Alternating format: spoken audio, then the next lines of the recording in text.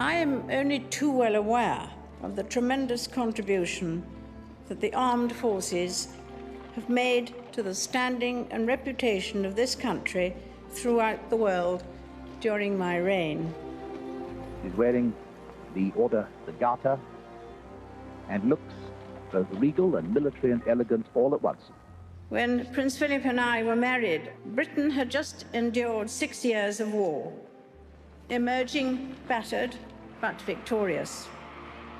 Prince Philip had served in the Royal Navy in the Far East, while I was in the ATS learning to drive an ambulance with care. I know I speak for all those who have the privilege to wear your uniform and hold your commission when I thank you for your dedication to our service and to our country. It is a tradition of very long standing. The sovereign and members of the royal family are intimately associated with the armed forces and have been proud to serve in all three services. The Queen's duty and her service, that's been a guiding example of just what a good monarch can be. As the daughter, wife and mother of naval officers, I recognise the unique demands our nation asks of you.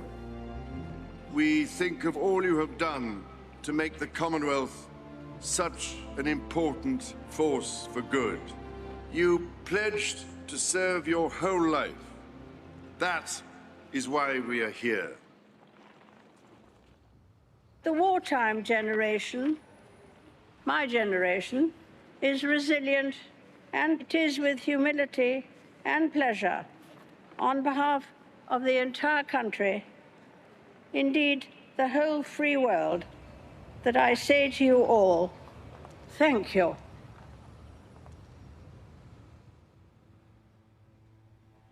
There is another tradition in this country which gives me confidence for the future. That is the tradition of service. The willingness to honour one another and seek the common good transcends social change.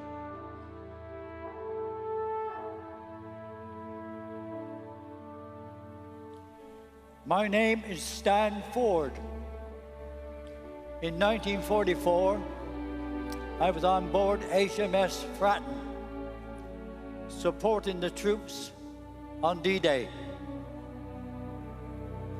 Our ship was torpedoed and sunk.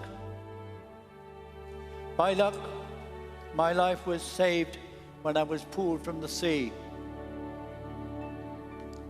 Growing up, I was one of 10 children, and all 8 of us boys joined the armed services. We all wanted to serve the monarch, and we all did our bit for the country. I thank the Queen for her service, not just during the war. She was a linchpin for us all.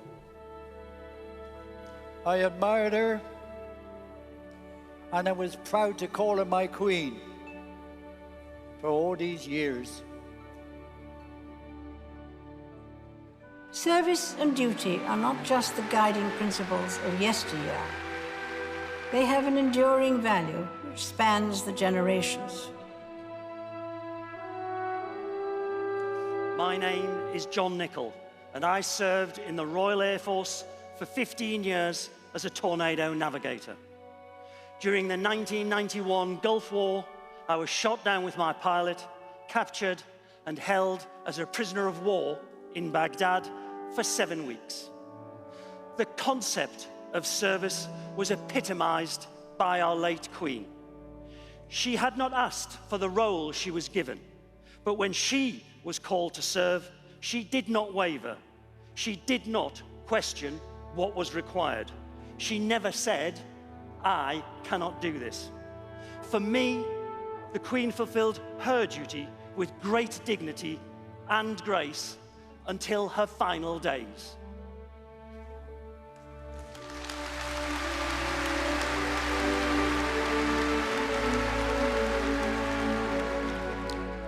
I'm Staff Sergeant Felicia Watkinson, and I've been in the Army for almost 20 years, serving in Belgium, Germany, and Belize. My work provides me with the opportunity to offer specialist support to my fellow soldiers, officers, and their families in a diverse and challenging environment. Growing up in Jamaica, the Queen was a powerful role model in a man's world and a symbol of great leadership in the Commonwealth. As I serve the Queen, I will also proudly serve our King and country. I owe a particular debt of gratitude to the many members of the armed forces who have given me and my family their personal support in so many different ways. In a special tribute to Her Majesty, whose reign lasted an unrivaled 70 years, let us welcome warmly 70 serving and former members of the armed forces to tonight's festival. Thank you.